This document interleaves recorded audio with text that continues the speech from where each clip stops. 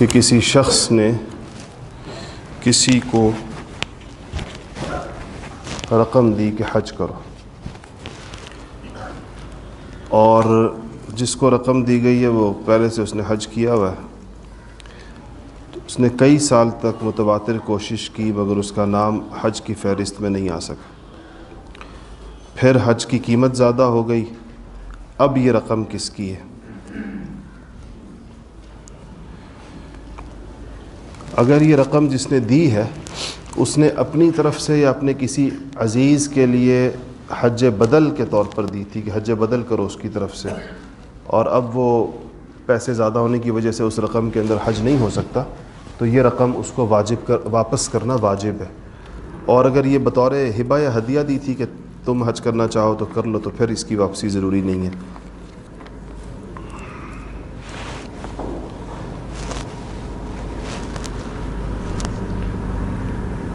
لکھا ہے کہ ایک طالب علم ہے لیکن وہ صاحب نصاب ہے، یعنی اس پہ زکوٰۃ نہیں ہوتی، لیکن وہ قرض دار ہے اور ایک مدرسے میں پڑھتا ہے، تو اس کے لیے مدرسے کا کھانا کھانا جائز ہے یا نہیں ہے؟ تو اگر وہ مقروض ہے اور مقدار قرض کے علاوہ صاحب نصاب ہے، یعنی اس پہ قرضہ جو ہے وہ اس کے نصاب کی مقدار سے اتنا ہے کہ اس سے زیادہ ہو جاتا ہے، تو وہ زکوٰۃ سے اگر مدرسے کا کھانا، یعنی اگر اس کا قرضہ اگر وہ صاحب نصاب جو ہے لیکن قرضہ اس کے علاوہ ہے، اس سے زیادہ ہے، تو پھر تو وہ اگر کھانا زکوٰۃ کا پکتا ہے تو مدرسے سے نہ لے، اور اگر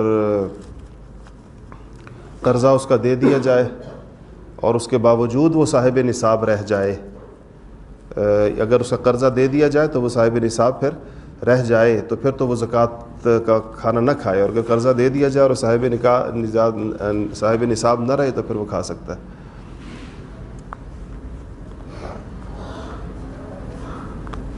لکھا ہے کہ اگر کوئی قبر بالکل منہدم ہو گئی ہو تو اس کو پھر پرانی طرز کے اوپر دوبارہ بنانا جائز ہے یا نہیں؟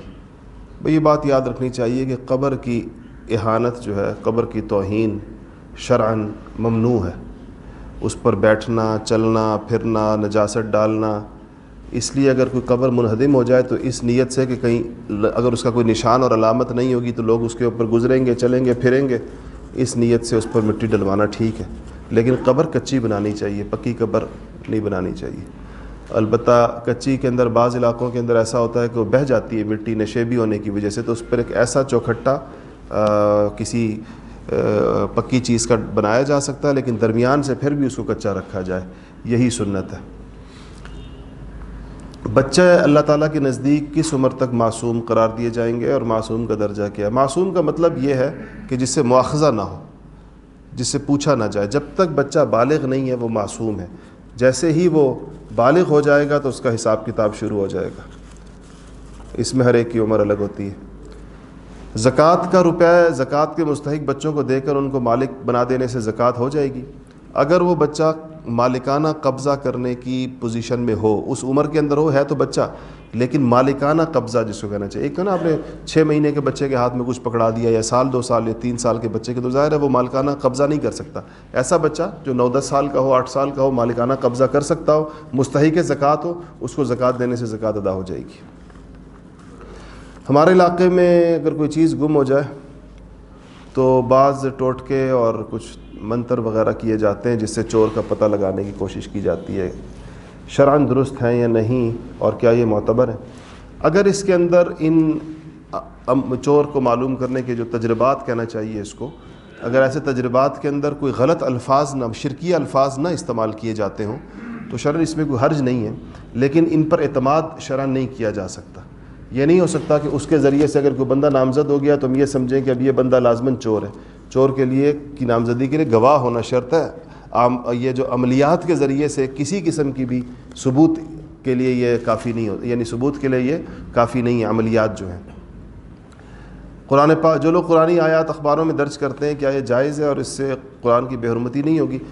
جی، جو الفاظ قرآن کے لکھے ہوتے ہیں ان کی بے حرمتی کرنا جائز نہیں ہے، اخباروں میں ان کو چھاپنا نہیں چاہیے، اس لیے کہ بعد میں اسی لیے بعض حضرات نے کہا ہے کہ یہ جو روٹیوں کے دسترخوان ہوتے ہیں، یہ روٹیوں کی جو دکانیں، نانوں کی دکان ہوتی ہے، اس میں اخباروں کے اندر روٹیاں نہیں لینی چاہیے، نہ دینی چاہیے، اس لیے کہ اس میں قرآن کی آیات لکھی ہوتی ہیں بعض اوقات.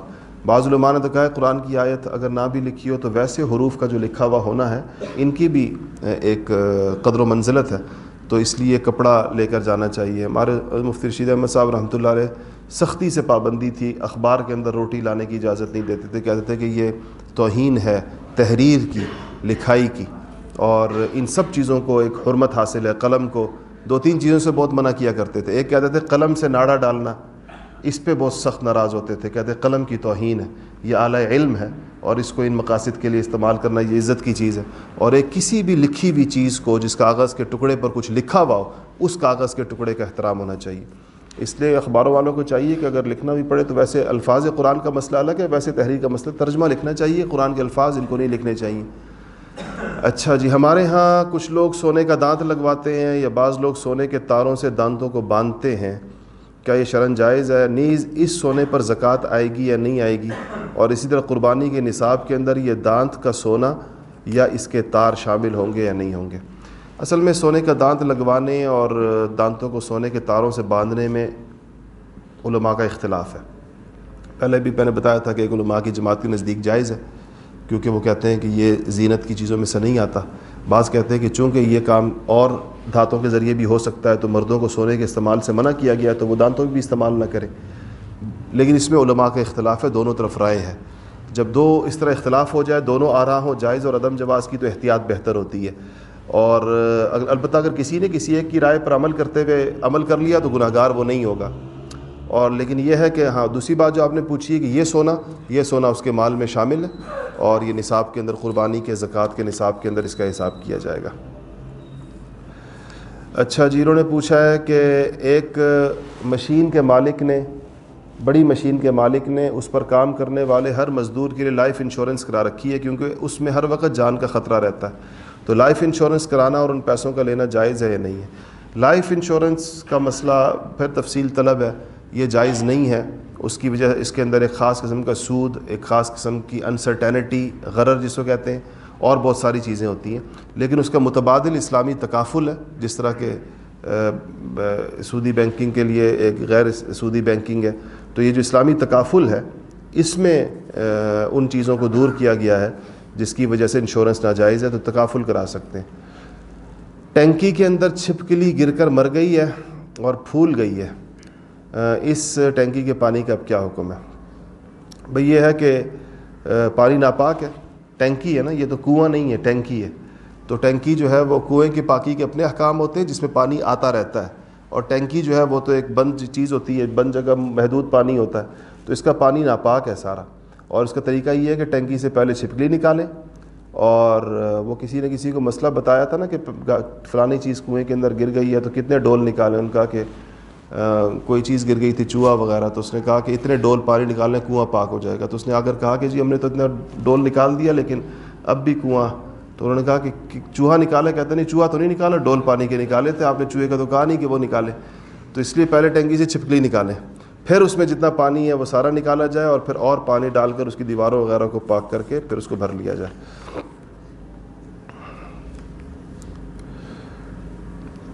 اچھا جی, ہمارے برادر نسبتی کی 2 بیویاں ہیں, دونوں سے اولاد ہے. اب ان کی جائیداد 2 بیویوں کے لحاظ سے ان دونوں کے درمیان برابر تقسیم ہوگی, اور دونوں کی اولاد اپنی اپنی ماؤں سے حصہ پائیں گے, یا اولاد کے لحاظ سے تقسیم ہوگی؟ اچھا, ان کا مطلب یہ ہے کہ ایک جائیداد آدھی ایک بیوی کو اور آدھی دوسری بیوی کو, اور پھر ایک بیوی کے بچوں کو اپنی ماں سے. اس طرح نہیں ہوتا. اس میں تقسیم کا طریقہ یہ ہوگا کہ جب بیوی ایک ہو تو 8واں حصہ سب سے پہلے اس کا نکلتا ہے, اور اگر بیویاں 2 ہوں تو اس 8 کے 8واں ہی نکلے گا, لیکن اس کے 2 حصے ہو کر دونوں بیویوں کو ملیں گے, یعنی 16واں حصہ ملے گا. باقی ماندہ جائیداد قطع نظر اس سے کہ یہ بچے کس بیوی سے ہیں, للذکر مثل حظ الانثیین, ہر لڑکی کو یا ہر لڑکے کو لڑکی سے دگنا ملے گا. تو وہ جتنے لڑکے ہیں اور جتنی لڑکیاں ہیں اسی اعتبار سے تقسیم ہوگا. بیویوں کو اپنے 8ویں میں سے حصہ ملتا رہے گا. ایک ہو تو 8واں پورا ہوتا ہے, اور باقی ہوں تو وہ اسی میں تقسیم ہوتی ہے.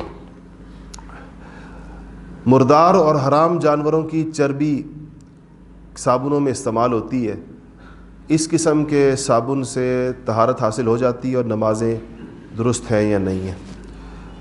یہ چربی کے بارے میں یاد رکھیں کہ اگر جانور مردار ہے یا حرام ہے، مردار سے مطلب یہ کہ ذبح نہیں کیا گیا، اور حرام سے مراد یہ ہے کہ وہ جانور جو حرام ہے جیسے سور ہے، کتا ہے، تو باہر کے ملکوں کے اندر تو اس چیز کا ظاہر بات ہے کہ لحاظ نہیں رکھا جاتا.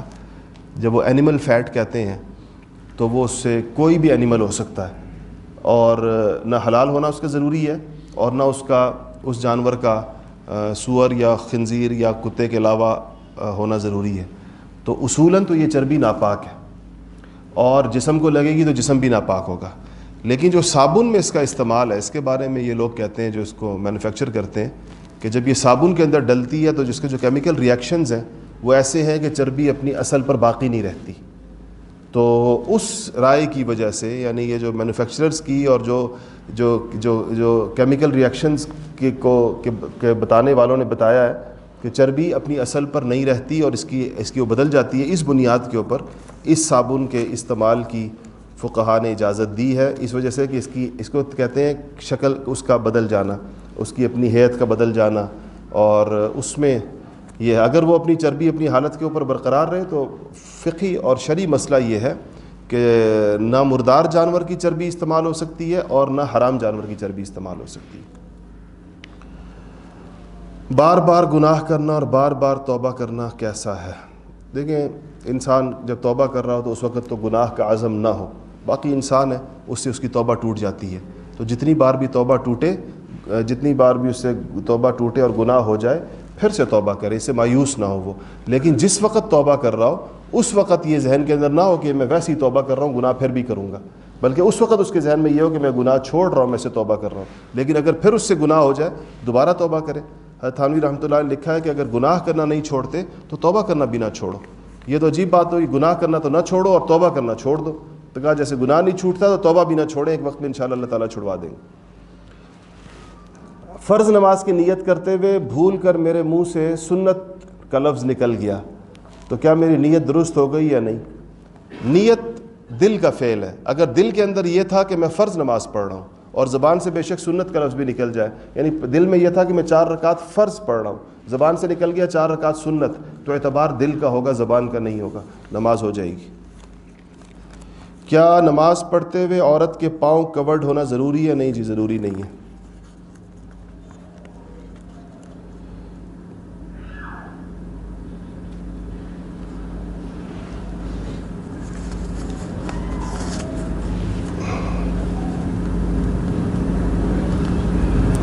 اگر کسی عورت کے 2.5 سال کے روزے پریگننسی اور دودھ پلانے کی وجہ سے رہ گئے اور وہ اس سال رمضان سے پہلے دوبارہ پریگننٹ ہو گئی ہے اور وہ اپنے قضا روزے پورے نہیں کر سکی، تو کیا ان روزوں کا کفارہ ادا کیا جا سکتا ہے؟ نہیں، صحت مند آدمی قضا ہی کرے گا. جب کفارہ اس کے لیے ہوتا ہے جو قضا نہیں کر سکتا کسی وجہ سے، تو جب تک صحت ہے تو قضا ہی ہوگی.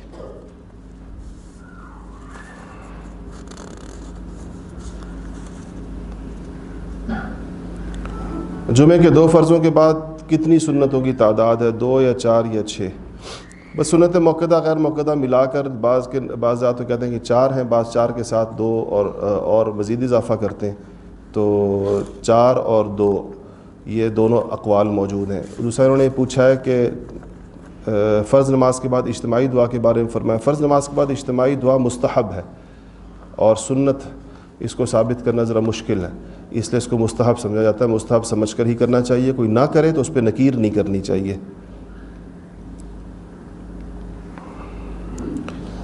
حضرت آدم کو جنت سے نکالا گیا، کیا یہ وہی جنت ہے جو مرنے کے بعد انسان کو ملے گی یا پھر زمین پر موجود کسی جگہ کو تشبیہ دی گئی جنت کے ساتھ؟ یہ وہی جنت ہے جو انسانوں کو ملے گی.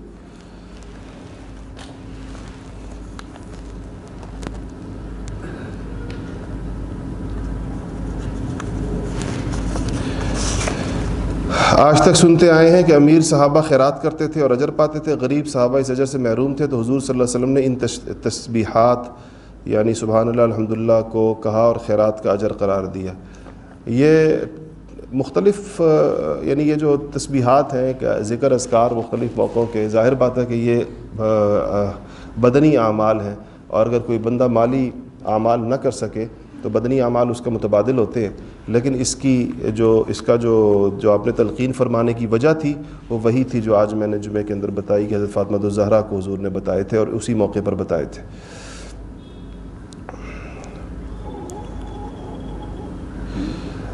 ہمارے علاقے میں بلکہ پورے پاکستان میں جب مردے کو غسل دیا جاتا ہے تو اس کے اوپر ایک پردہ رکھا جاتا ہے. وہ پردہ سفید رنگ اور کاٹن یا لٹھے کا کپڑا ہوتا ہے جو اس کپڑے میں مردہ واضح نظر آتا ہے. اگر یہ کپڑا کالا ہو جائے تو جائز ہے. اس میں حرج نہیں ہے, جو اوپر نہلانے کے لیے کوئی بھی کپڑا رکھا جا سکتا ہے, لیکن یہ ہے کہ اگر سفید کپڑا ذرا سا موٹا ہو اور جسم کو چپکنے والا نہ ہو تو اس سے جسم نظر نہیں آتا. الحمدللہ رب العالمین والصلاۃ والسلام علی سیدنا برحمتک یا ارحم الراحمین.